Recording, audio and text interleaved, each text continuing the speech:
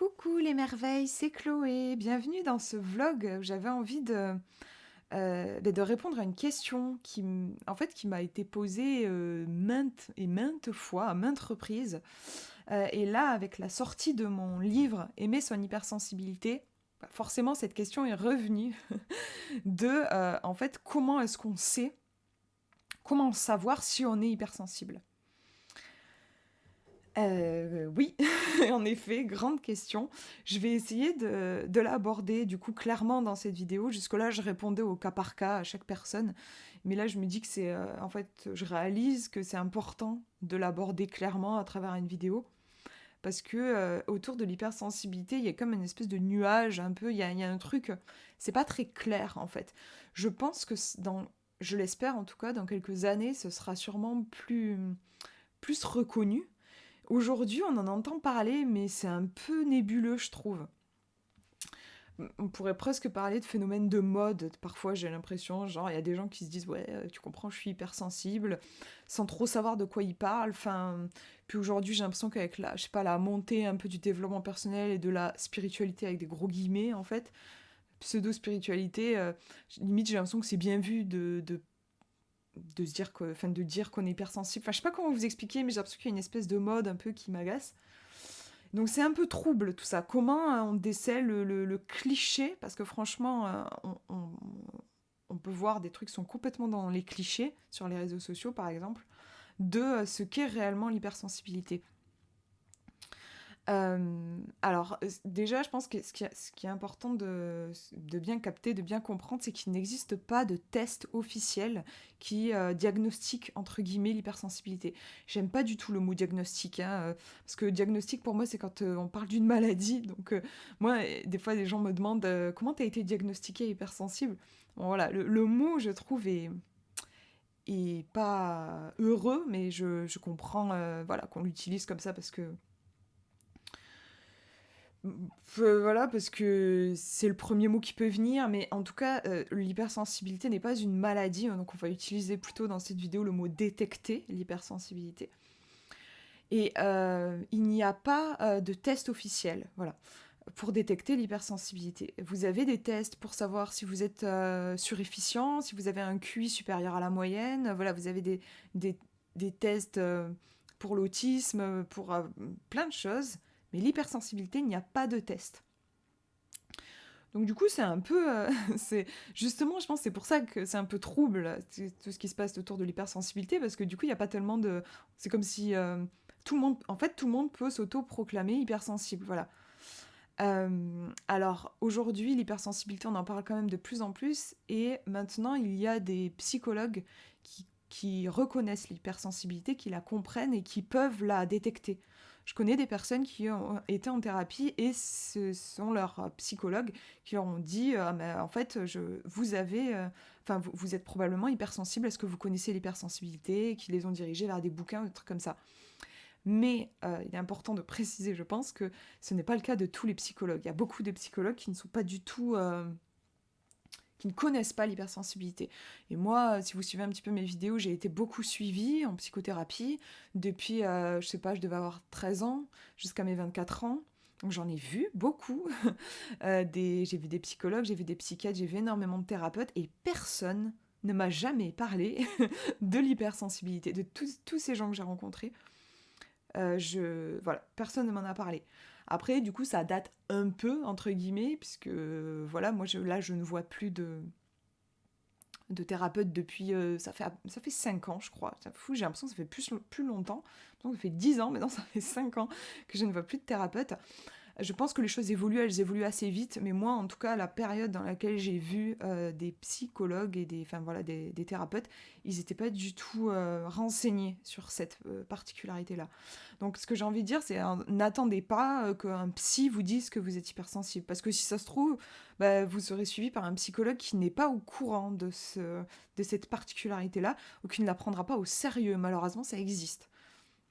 Donc en fait, il faut, entre guillemets, s'auto-proclamer hypersensible. Enfin, ceux qui savent qu'ils sont hypersensibles, soit c'est un psychologue qui leur a dit, soit c'est vous-même qui vous êtes rendu compte que vous l'étiez. Donc dans mon cas, c'est moi-même qui me suis rendu compte et qui ai posé ce mot, et ça m'a fait beaucoup de bien. Je tiens à préciser que ça n'a pas moins de valeur si c'est vous qui vous posez le mot que si c'est un professionnel. Je pense vraiment qu'il faut sortir de cette vision-là où le professionnel sait et où nous, on doit se soumettre à la vision du professionnel. Surtout en ce qui concerne l'hypersensibilité, comme c'est quelque chose qui n'est pas encore bien connu, je pense que c'est important que vous puissiez vous fier aussi à votre propre jugement et que vous alliez vérifier par vous-même, parce que finalement, il n'y a que vous qui vous connaissez vraiment, enfin personne ne vous connaît mieux que vous-même, voilà. Donc moi, ce que je vous conseille, je vais vous donner bien sûr des pistes dans cette vidéo, mais si vous avez envie, je vous invite vraiment à lire un livre solide sur le sujet. Je dis solide parce que franchement, moi, il y a des livres que je trouve, que je n'approuve pas, honnêtement, que je trouve mal documentés sur l'hypersensibilité. Pour moi, la référence, parce que c'est ce livre-là qui m'a permis de comprendre que j'étais hypersensible, c'est Je pense trop de Christelle Petit-Colin. Je vous mettrai le lien dans la description. Là, je ne l'ai pas, j'aurais bien aimé vous le montrer, là, je ne l'ai pas. Il est vraiment hyper bien fait. Moi, en fait, ce livre, quand je l'ai lu, je me suis dit, mais c'est moi, quoi. En fait, je me suis sentie comprise. Ça a été incroyable. Vraiment, c'était... Pour moi, il n'y avait pas de doute, en fait. Je me suis dit, waouh, enfin, je me sens vue, je me sens comprise. Tout ce qu'il y avait dans le livre me parlait. Donc là, je me suis dit, ok, je suis hypersensible. C'est comme ça, en fait, que vous serez. Donc, je vous invite vraiment à lire le livre de Christelle Petit-Colin. Bien sûr, vous avez aussi mon livre, je détaille aussi les particularités de l'hypersensibilité. Mais ouais, je vous déconseille d'aller trop sur Internet, en fait, parce qu'il y a un petit peu tout et n'importe quoi. Donc, vraiment, le bouquin de Christelle Petit-Colin, c'est une ressource sûre. Maintenant, moi, du coup, je vais vous détailler, comme ça, vous aurez déjà peut-être votre réponse juste avec cette vidéo. Je ne vais pas juste vous faire une vidéo pour vous dire allez lire un bouquin. Alors, les particularités de l'hypersensibilité. En fait, ce qu'il faut comprendre, c'est que l'hypersensibilité, c'est un système. C'est un truc global. L'hypersensibilité, ça ne se résume pas à une seule chose. Je vais vous donner plein de caractéristiques de l'hypersensibilité. Je dirais qu'il faut que vous reconnaissiez dans au moins la moitié de ce que je vais décrire. Si jamais il y a un truc, il y aura forcément un truc qui va vous parler d'ailleurs, hein, voilà. Mais s'il y a qu'un seul truc qui vous parle, ou deux ou trois, c'est pas forcément dit que vous soyez hypersensible. Il faut vraiment en fait que ce soit l'ensemble, vous voyez. Euh, Parce que voilà, l'hypersensibilité, encore une fois, ce n'est pas une maladie, c'est une particularité. Et en fait, on peut facilement trouver une particularité de l'hypersensibilité, on peut le trouver chez une personne qui ne l'est pas. Donc c'est vraiment le fait que vous ayez cet ensemble de particularités qui va montrer, qui va déterminer si vous êtes hypersensible ou non. Alors, du coup, j'ai pris mes petites notes parce que je sais que sinon je vais partir dans tous les sens. Alors justement, on va commencer par là. La pensée en arborescence. Je disais là, sinon je vais partir dans tous les sens. Une des particularités de l'hypersensibilité, c'est en fait, l'hypersensibilité, dans le mot hypersensibilité, on a hyper, donc on a une intensité. Quand on est hypersensible, tout est décuplé. Et quand je dis tout, c'est tout. Donc ce n'est pas seulement les émotions. Souvent, on a tendance à réduire l'hypersensibilité à quelqu'un qui est hyper émotif. Même si c'est vrai, les émotions, il y a quelque chose de plus fort au niveau des émotions, pas que. Il y a aussi quelque chose d'intense au niveau de l'esprit, au niveau de la pensée, au niveau du mental. Donc, ça veut dire qu'on va se poser, par exemple, plus de questions. Vous prenez une personne qui n'est pas hypersensible, les choses vont être beaucoup plus simples, entre guillemets, pour elle. Une personne qui est hypersensible, on va lui... Je sais pas, par exemple, à l'école, je prends cet exemple parce qu'en effet, l'hypersensible va souvent avoir du mal à s'intégrer à l'école. Par exemple, la maîtresse, le prof donne une consigne. La personne qui n'est pas hypersensible, elle va s'exécuter. La personne qui est hypersensible, elle va se poser 10 000 questions. Elle va se demander pourquoi est-ce que le professeur pose cette question. Quel est le sens? À quoi ça va lui servir? Si ça lui sert pas, pourquoi est-ce qu'elle le ferait? Euh, et, et avec les systèmes des notes, ça peut être extrêmement perturbant. Pourquoi est-ce que cette personne me met une note? Est-ce que si elle me met une note, c'est que je suis je suis jugée à travers cette note. Euh, Qu'est-ce que ça signifie réellement? Euh, En fait, il peut y avoir un trouble aussi au niveau de l'affectif. L'hypersensible va appréhende le monde aussi à travers sa sensibilité et au niveau de l'affectif. Moi, j'en parlais dans une vidéo, les notes, c'était très perturbant pour moi parce que j'avais l'impression que à travers la note, le professeur disait qu'il ne m'aimait pas. Ça n'a rien à voir. Il faisait que noter mon exercice, mais pour moi, j'ai ajouté quelque chose d'affectif. Et ça venait en plus me faire poser 1000 questions. Qu'est-ce que j'ai fait de mal? Pourquoi on m'aime pas? Qu'est-ce que je peux faire pour qu'on m'aime? Et j'étais partie dans quelque chose qui en plus était complètement à côté du système scolaire, qui justement ne mêle pas du tout l'affect normalement. Mais dans mon système, avec mon hypersensibilité, ça m'a emmené énormément de questionnements. Donc beaucoup, beaucoup, beaucoup de questions et une pensée, ce qu'on appelle la pensée en arborescence. Arborescence parce que c'est comme un arbre. Donc un arbre, vous avez le tronc. En fait, on pourrait dire que c'est la pensée principale. Donc par exemple, euh, je dois, si on reprend l'exemple de l'école, je dois faire remplir là, j'ai une évaluation, un test en cours. Donc ça c'est par exemple la pensée principale. On me demande de répondre à une question en cours par exemple. Et ensuite on va avoir une autre branche. Par exemple, mais pourquoi est-ce qu'on me pose cette question? Quel sens ça a? Et puis cette branche-là, elle va donner naissance à une autre pensée, et qui va donner naissance à une autre pensée, à une autre pensée. Et en fait, on peut même, c'est difficile comme ça à vous traduire, mais en fait, on peut avoir même des branches qui vont partir en même temps. C'est-à-dire qu'on va avoir plein de pensées en même temps. Donc ça peut être un bordel assez... ça peut être assez compliqué à vivre. Chez moi, par exemple, ça crée de l'anxiété. Trop de... Et je sais que c'est... Je dis chez moi parce que je veux pas généraliser, c'est pas le cas de toutes les personnes hypersensibles, mais ça peut arriver, ça peut créer une anxiété. Trop, en fait, de pensées qui partent un petit peu dans tous les sens. Et quand vous n'arrivez pas à rediriger sur un truc comme un chemin principal, ça part, ça part, ça part, ça peut être anxiogène. Vous voyez, rien que de le dire, ça m'angoisse. D'ailleurs, ça m'angoisse. Donc voilà, déjà, on a une pensée. Donc, souvent, ce qui va être reproché aux personnes hypersensibles, c'est oula, mais tu te compliques la vie, là, tu vois trop loin, t'es trop compliqué, arrête de te prendre la tête.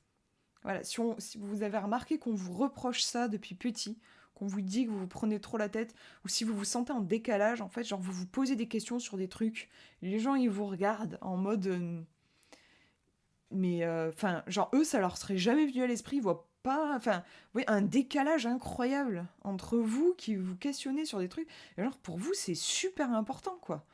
Vous pouvez pas avancer tant que vous avez pas reçu votre réponse, et les autres, pas de souci, ils passent. C'est comme si vous, l'image qui me vient, genre vous vous êtes heurté le pied, votre pied a heurté un caillou, quoi.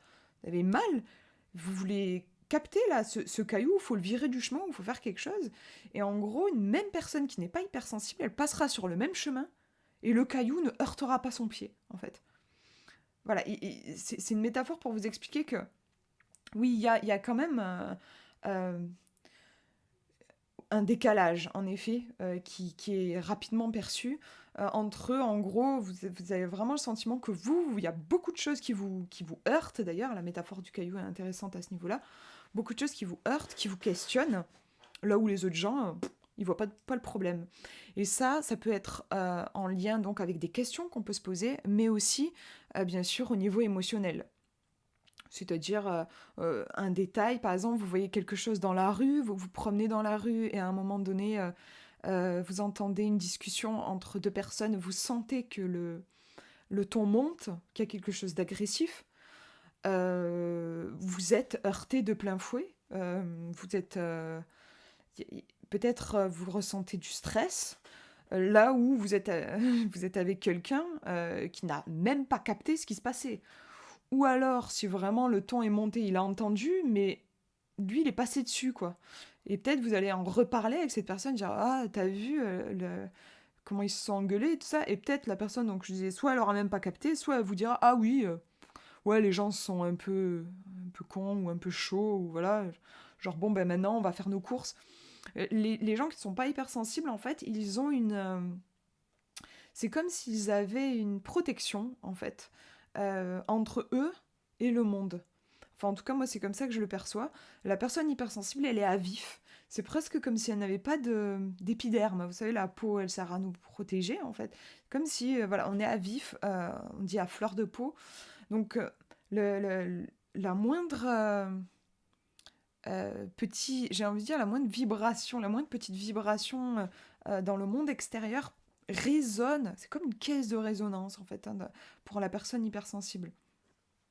Donc c'est particulièrement intense. Après là, je vous donne des exemples qui sont pas heureux, enfin qui sont désagréables, mais ça peut aussi être vécu en truc sympa, hein. Par exemple, je sais pas, vous avez vu un papillon magnifique se poser sur une fleur et vous êtes ému aux larmes et genre ça a fait votre journée, quoi.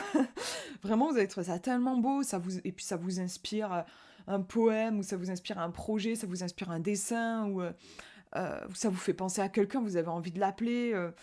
Voilà, là, c'est le même phénomène, hein, qui se passe. Vous avez été touché, mais là, pour le coup, c'est agréable. Et là, pareil, vous allez peut-être en parler avec quelqu'un, si vous avez fait une promenade avec quelqu'un dans la nature, vous allez en parler à une personne, la personne qui vous a accompagné, et cette personne, soit elle aura pas capté le papillon, soit pour elle, ça représentait pas plus qu'un papillon posé sur une fleur, en fait. Voilà, il y a beaucoup de...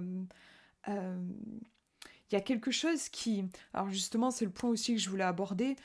L'hypersensible, en fait, c'est comme s'il marquait. Il... comment vous dire? J'ai l'impression que oui, c'est comme si une personne hypersensible, elle est, si on la comparait à de la terre, bah, c'est de la terre euh, imprégnée d'eau.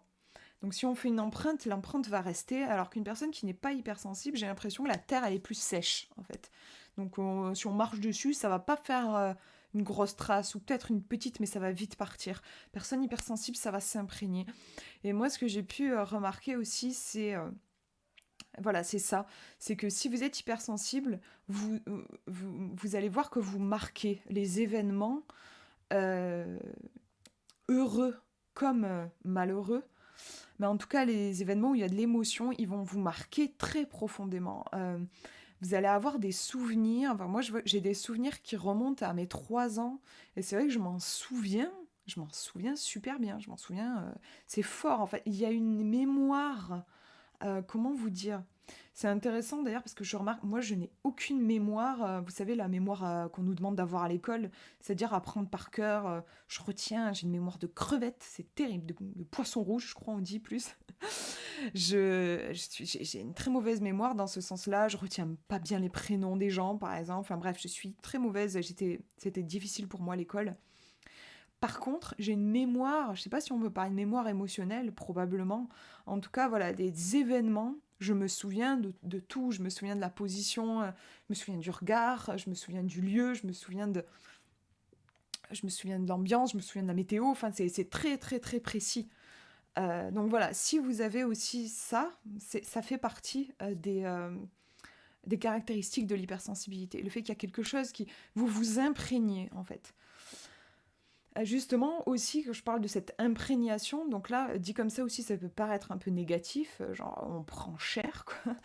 Mais autre caractéristique des hypersensibles, beaucoup de personnes hypersensibles sont aussi très créatives, sont artistes. Donc elles vont créer, alors ça peut être du dessin, ça peut être de l'écriture, ça peut être de la musique, ça peut être de la danse. En tout cas il y a de l'expression, il y a besoin de s'exprimer. Pourquoi? Parce que justement, on s'imprègne en fait. On est comme une éponge, on s'imprègne, on s'imprègne. Donc à un moment donné, il faut faire sortir. Justement, si on ne fait pas sortir, c'est là que on peut avoir des problèmes, enfin comme de la dépression, de l'anxiété très forte, du stress. Enfin voilà, il faut évacuer. Quand on est hypersensible, on capte, on capte, on capte. Donc il faut, voilà, il faut faire circuler. Le sport aussi, ça peut aider. Si c'est votre truc, moi perso, j'aime pas ça, mais moi, c'est la marche, par contre. C'est vrai que je fais de la marche, je marche 1 heure par jour, la marche m'aide énormément. En tout cas, il faut... En fait, quand on est hypersensible, en gros, on est un canal. Un canal. On capte. Tout le temps, on capte, on capte. Il faut vraiment que vous trouviez le moyen ensuite de... Il faut restituer les énergies que vous captez, sinon là, en effet, on va vers une hypersensibilité qui va faire souffrir. Voilà. Qu'est-ce que je peux vous dire d'autre? Alors, je regarde mes petites notes. Est-ce qu'il y avait... parce qu'il y en a beaucoup. Après, je vais pas tout énoncer dans cette vidéo, dans les particularités, mais je voulais quand même vous donner quelques trucs importants. Alors oui, j'avais noté les sens qui sont exacerbés, l'ouïe, la vue, l'odeur, le toucher. Alors vous pouvez en avoir un qui va être encore plus exacerbé que les autres. Moi, chez moi, c'est l'odeur. Mais en tout cas, il y a aussi je disais, c'est comme s'il n'y avait pas de vitrine, c'est comme s'il n'y avait pas de limite. Vous n'êtes pas protégé, en fait. Quand on est hypersensible, on n'est pas protégé du monde extérieur. Donc tout est... on peut vite être en trop de stimulation, en surstimulation, je ne sais pas si ça se dit, enfin trop de stimulation. Donc une personne hypersensible va souvent ressentir le besoin de s'isoler. S'isoler pour décanter tout ça. Et alors on capte toujours, même quand on s'isole, on va capter les énergies du lieu. Il y a toujours, tant qu'on est vivant, il se passe toujours plein de choses. Mais c'est vrai que les lieux, forcément, les lieux bondés de gens, voilà, les magasins, alors le pire, bien sûr, ça va être les hôpitaux, les endroits où il peut y avoir de la souffrance. Ça, c'est... Vraiment, ça peut être compliqué. En tout cas, voilà, alors je remarque, c'est souvent, oui, les endroits où il y a beaucoup d'humains, ça peut être compliqué. Quand on est hypersensible, d'être tout le temps en contact avec ça, à un moment donné, on va avoir besoin d'un sas, d'un endroit pour souffler, pour se retrouver, pour, entre guillemets, aussi faire le tri, parce qu'on capte, en fait, en permanence des émotions, des pensées, parfois même, qui ne nous appartiennent pas. Donc il y a ce besoin, si vous avez aussi ce besoin de vous isoler régulièrement, que vous vous sentez vite en trop plein, quand vous êtes avec beaucoup de gens, peut faire aussi partie des caractéristiques de l'hypersensibilité. J'avais noté aussi les limites. Quand on est hypersensible, j'essaie d'en parler le plus souvent dans mes vidéos parce que ça c'est important sur l'hypersensibilité. On a des limites, quand on est hypersensible, on a des limites qui sont plus proches que des gens qui ne sont pas hypersensibles. Et ça, il faut le comprendre. C'est pas qu'on est plus peureux, qu'on est moins puissant, qu'on est moins fort, qu'on est moins capable, qu'on a moins de volonté. Ça, rien de tout ça. C'est juste qu'on est fait différemment. Comme je vous disais, c'est comme si on n'avait pas de peau, on est perméable à tout.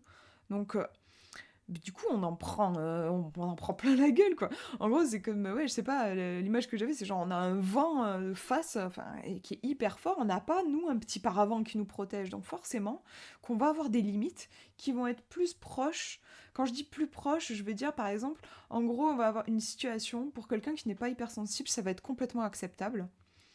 Je vous donne un exemple tout bête, genre quelqu'un qui écoute de la musique dans la pièce d'à côté. Pour quelqu'un d'hypersensible, c'est juste insupportable. Enfin, ça fait trop. Il n'arrive pas à se concentrer, par exemple, sur ce qu'il est en train de faire. Il y a quelque chose, ça le perturbe. Une personne qui n'est pas hypersensible, ça va lui passer là. Il n'y aura aucun souci. Les limites sont plus... va avoir plus de capacité. Ça peut être aussi pour supporter, par exemple, une température, supporter la douleur, supporter la chaleur, la fraîcheur. Vraiment, en fait, on ressent les choses plus intensément, donc on va avoir besoin de... On va, comment vous dire? On va quand même être moins en capacité de tolérer certaines choses qui ne sont pas bonnes pour nous. C'est pas une mauvaise nouvelle du tout, parce que finalement, en fait, les personnes qui ne sont pas hypersensibles, comme elles ont plus de capacité à encaisser, qu'est-ce qu'elles font? Elles encaissent. Et du coup, des fois, ça donne des gens qui encaissent pendant des années, voire parfois toute une vie. Et à un moment donné, ils se rendent compte, mais après avoir gâché des années et des années de leur vie, qu'en fait, ils se sont pas respectés, qu'ils sont pas heureux, que ça peut pas continuer comme ça. Une personne hypersensible, ça va lui péter au nez très rapidement. En général, voilà, il va y avoir le corps qui s'exprime, la somatisation, il peut y avoir la dépression, il peut y avoir... En fait, très vite, on va se sentir très mal. Si on ne respecte pas si on ne se respecte pas, si on ne respecte pas ses besoins, les conséquences, on va les voir arriver plus vite. Alors là aussi, moi je vous fais une vidéo générale. Bien sûr, les personnes hypersensibles, c'est pas des copies chacune les unes des autres, ça dépendra des gens. Moi je sais que j'ai juste une réaction qui est très rapide. Moi je tiens très peu. Je connais des personnes hypersensibles qui ont quand même réussi à encaisser pendant quelques années. Mais j'observe quand même que les personnes hypersensibles, oui, craquent quand même, entre guillemets, plus rapidement que des personnes qui ne le sont pas. Et encore une fois, pour moi, c'est un point positif parce que craquer, ça veut dire sortir justement de ce schéma où on ne se respecte pas.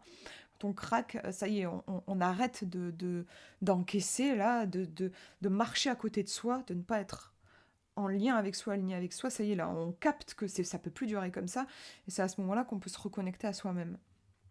Ça, c'est important, je trouve, de le concevoir. Faut arrêter d'essayer de se calquer sur... Genre, pour vous, il y a un truc qui est insupportable, mais vous voyez que votre voisin, pour lui, il tolère. Donc vous vous dites, genre, bah, en fait, faut que je me calme, lui, il y arrive, je dois pouvoir y arriver. Maintenant, il est probablement pas hypersensible. Si vous l'êtes, il y a quelque chose pour vous qui ne va pas. N'oubliez pas la métaphore, c'est comme si vous n'aviez pas de peau. Donc il faut être à l'écoute de ça et faut prendre les mesures.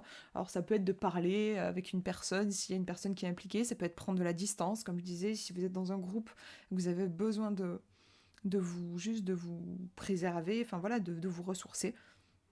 En tout cas, il faut être à l'écoute, vraiment, c'est important.